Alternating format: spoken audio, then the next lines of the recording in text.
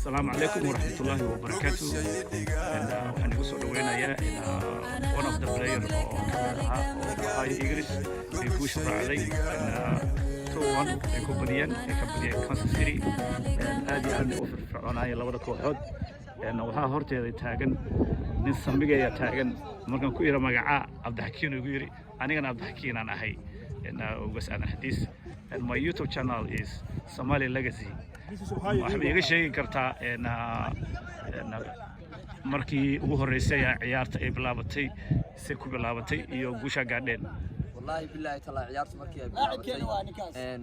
وبليرد way kind of nervous bay yarahaayeen laakiin intii ka dambeysay waan la qabsanay garoonka baas gameku easy waa ma sha Allah teamkana way adkaayeen anaguna waan soo adkaynay ma sha Allah next game baad rajaynaa inaan badino insha Allah haduu ilaahay raado waxa ku xamdinayna ilaahay caafimaad idinko qaban